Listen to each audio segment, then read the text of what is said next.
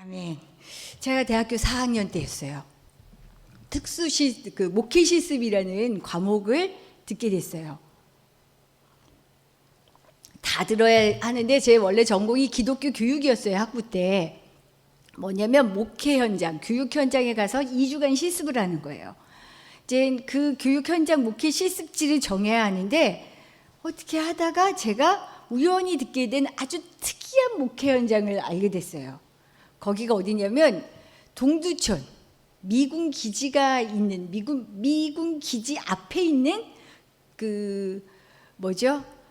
소위 말하는 기지촌의 여성들을 대상으로 하는 교회 공동체였어요. 거기 아시겠지만 혼혈아들도 많이 태어나고 미군들 다시 미국으로 돌아가면 헤어지고 이런 일들이 많았잖아요. 그 여성들을 대상으로 그 아이들을 타가하는 그런 교회 공동체였어요. 이 이야기를 듣는데 이런 곳이 다 있어? 한번 가보자. 2주간을 거기서 실습하겠다고 그곳 목사님하고 통화를 하고 허락을 받고 가는 첫날이었어요. 근데 이제 제가 마음에 한 가지가 걸리는 거예요.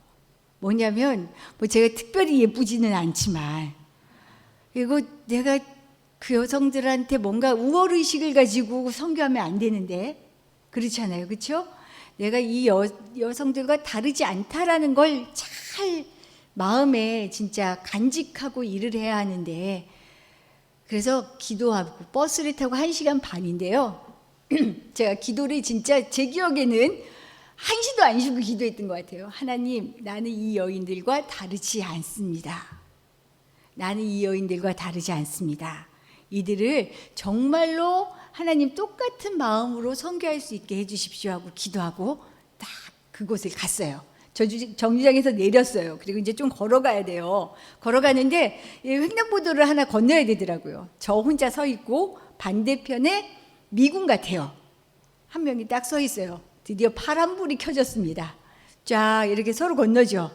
쫙 건너서 이제 서로 마주칠 즈음이었어요. 근데 이 미군이 저한테 말을 거는 거예요. 한마디를 했어요. 다행히 영어가 아니었어요. 한국말로. 근데 어눌한 한국말로 제게 했던 말이 아가씨 요즘 재미 좋아요? 근데 웃어야 되잖아요. 확 올라오는 거예요.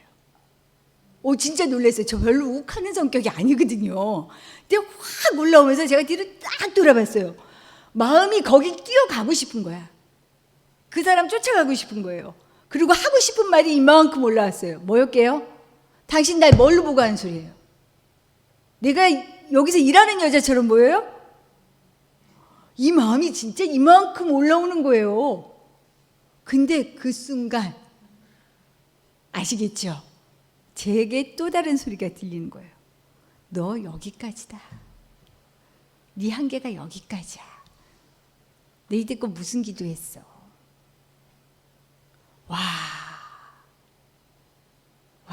제 실체를 본 거죠. 정말로 선교는 사회적인 통념, 내가 배우고 가져왔던 생각들 다 벗어버리고요. 우위가 없어요. 잘나고 못나고도 없습니다. 우리 모두가 동일한 하나님의 피조물이다라고 하는 생각으로 선교를 해야 하는데 이게 제게는 너무 어려웠어요. 지금도 쉽지가 않아요. 잘 안 돼요.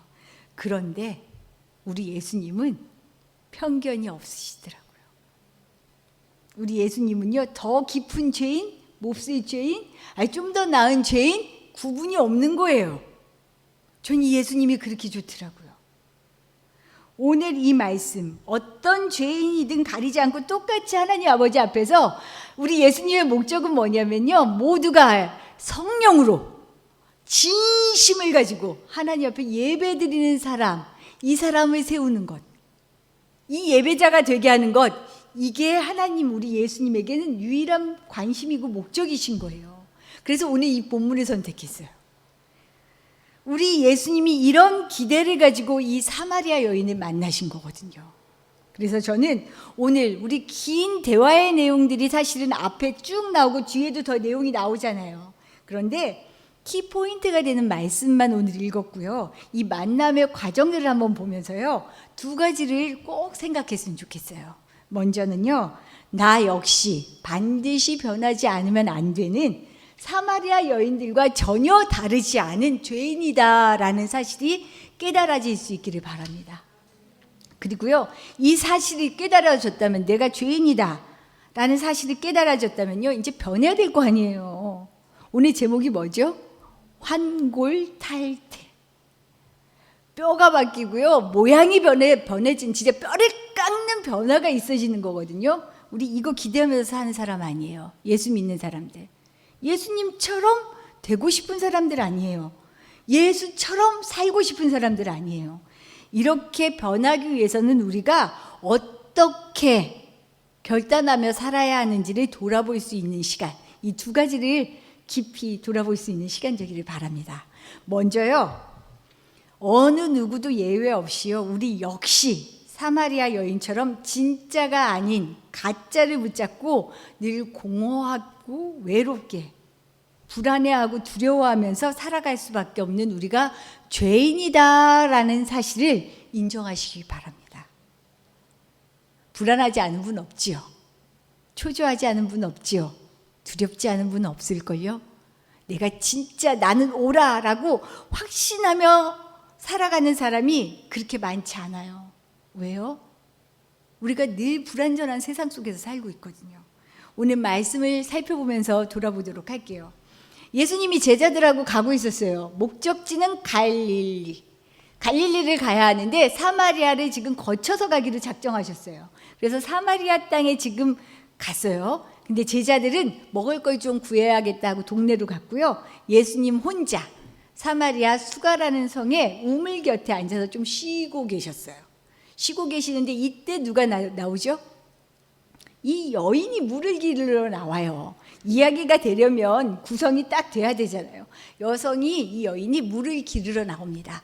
이때가 6시쯤 됐다 그러는데 이 시간을 대충 잡아보면은 한 정오쯤이다. 한낮이다.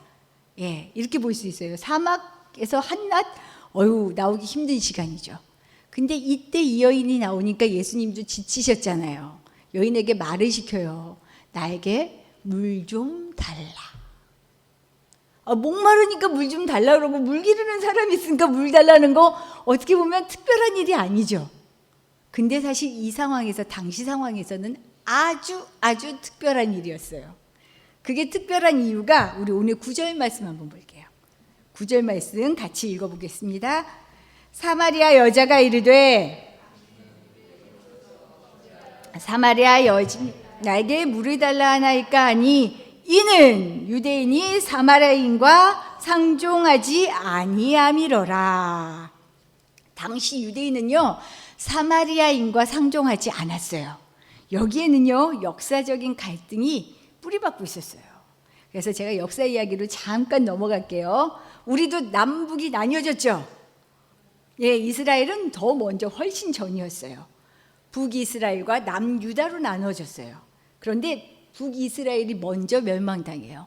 아마 주전 722에서 21년 그 사이에 아수르에 의해서 멸망당해요. 그러면서 대부분의 많은 이스라엘 백성들이 노예로, 포로로 끌려갑니다. 그리고 그들이 살고 있던 사마리아 땅에는요, 다른 민족들이 이렇게 들어와요. 여기서부터 갈등이 시작돼요. 뭐냐? 다른 민족이 들어오니까 어떻게 돼요?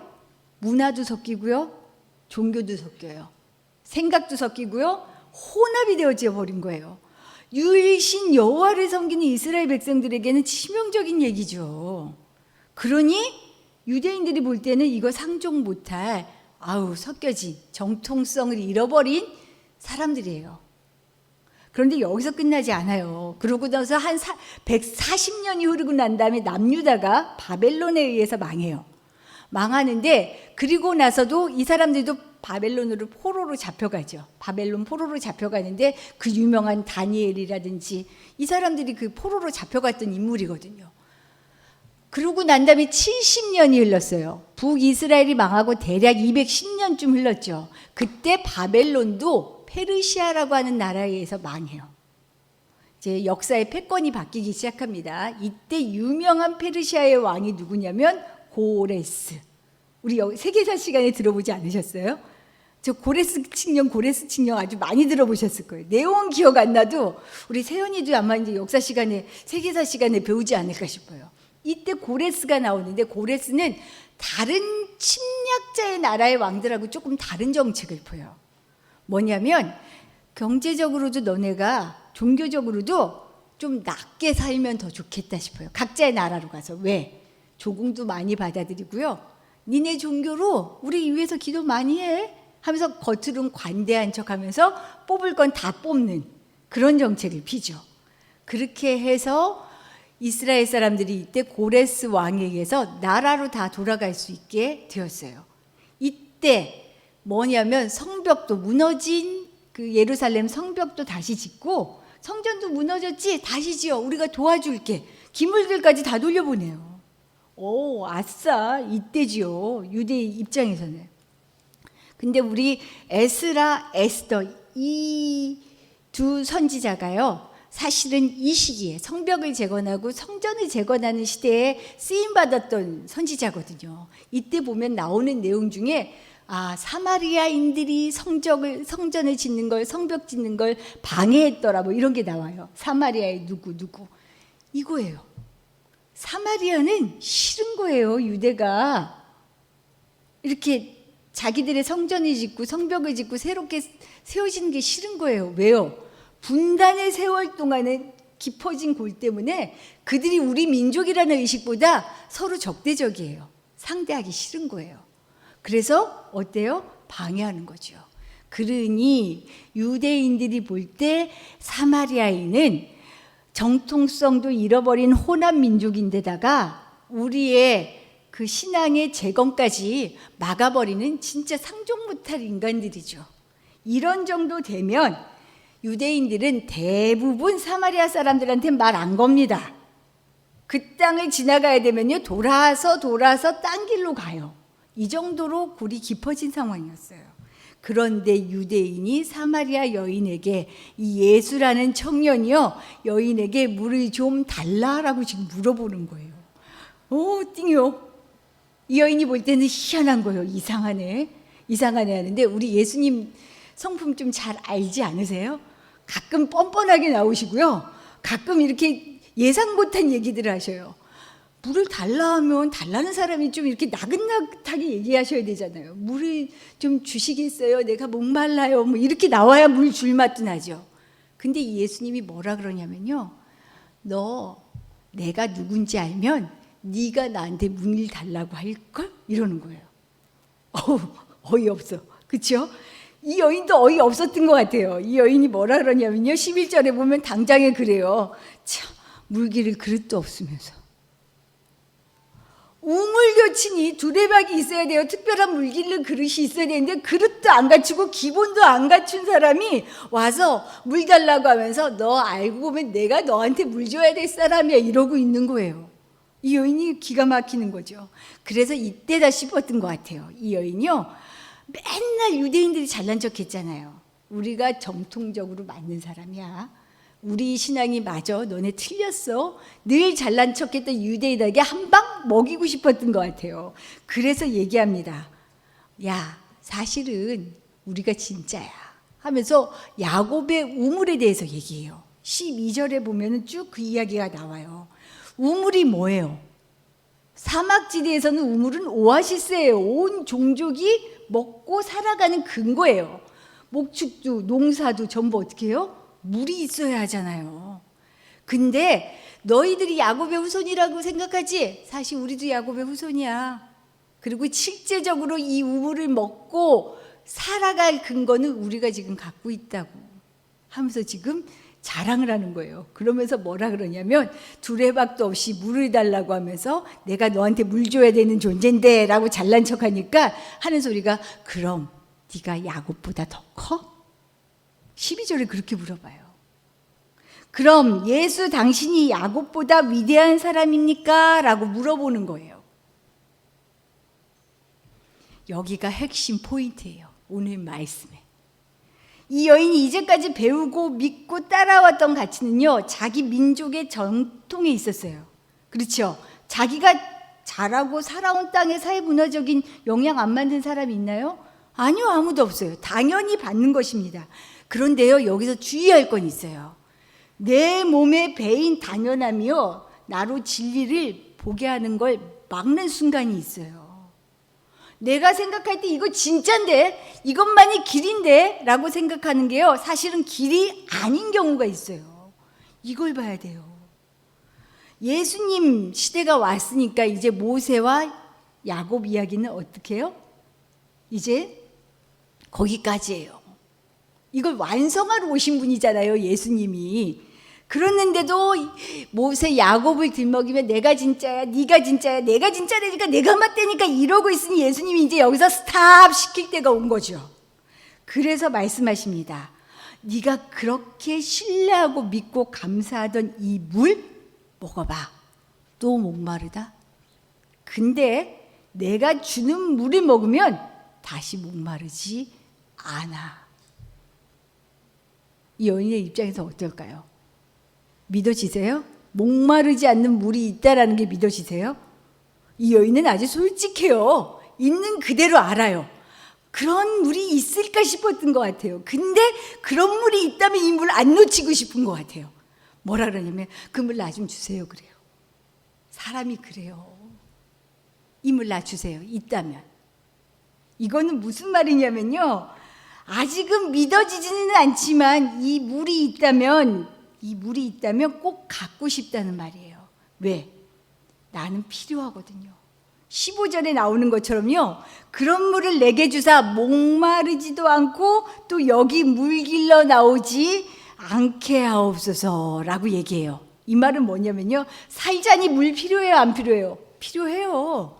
살자니 필요한데 이걸 내가 수고하지 않고 얻을 수 있는 이 기회라면 얻고 싶습니다. 주십시오 하는 거예요. 누구 닮았어요? 우리랑 똑같잖아요. 안 닮았어요?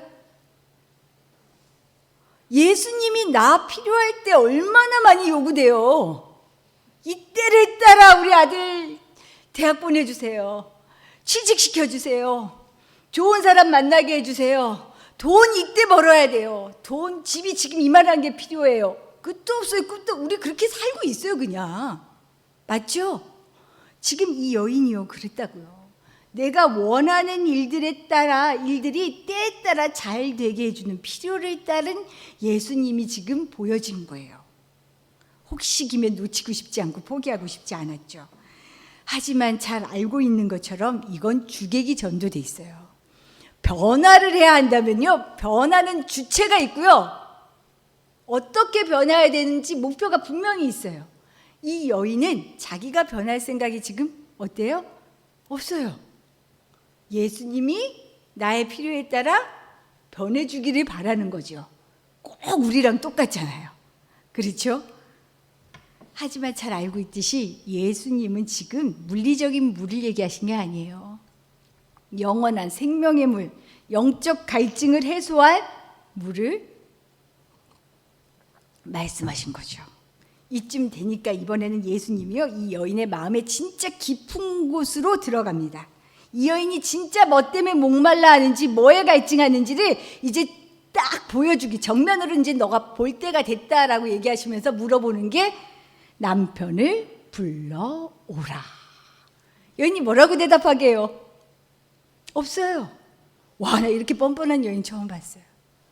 진짜 없었어요? 5명이나 있었어요. 지금 6번째 남편과 살고 있어요. 근데 어떻게 보면 뻔뻔하지만 되게 솔직한 거죠. 살고 있지만 남편 같지 않은 거예요.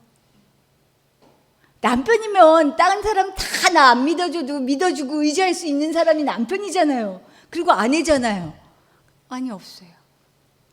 오죽하면 예수님이 그러셨겠어요? 네 말이 맞다. 맞아. 언제든지 남편에게 버림받을 수 있는 인생이었어요, 이 여인은. 그 시대의 여자가 남편이 바뀌었다는 건요, 자기 의지가 아니에요. 남편한테 인생이 걸려 있어요.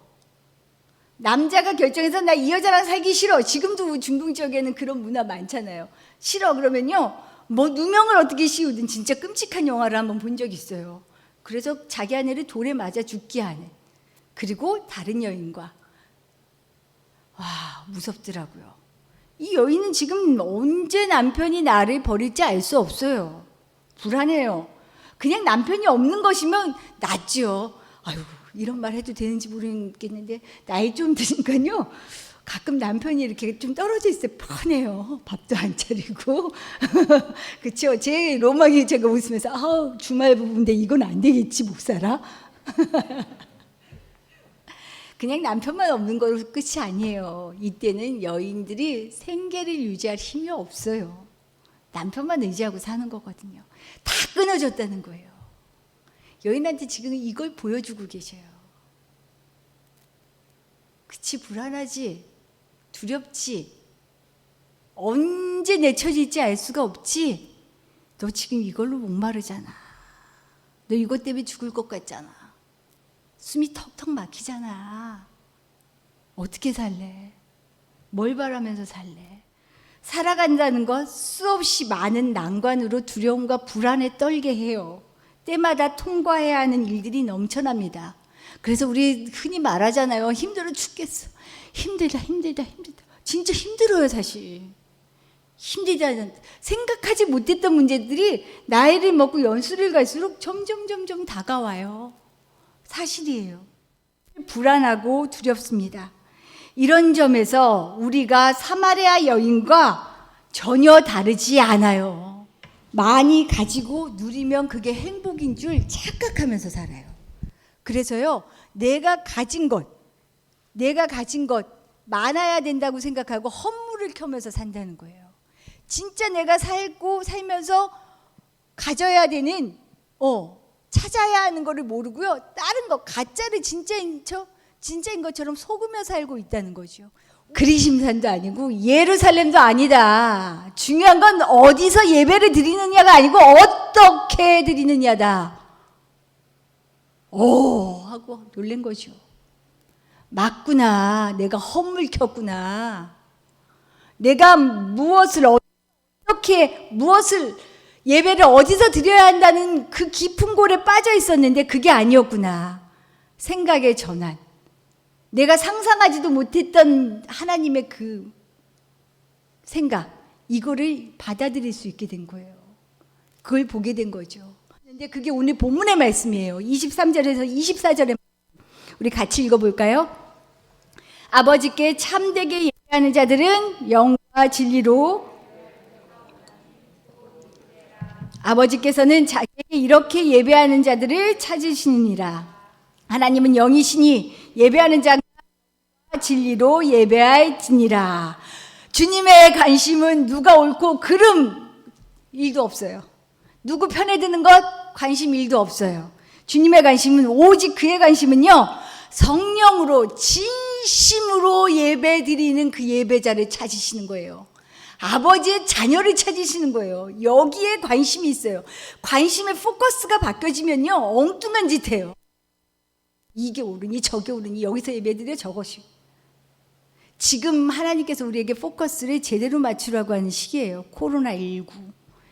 저는 이 코로나19를 그렇게 마음으로 받고 있어요.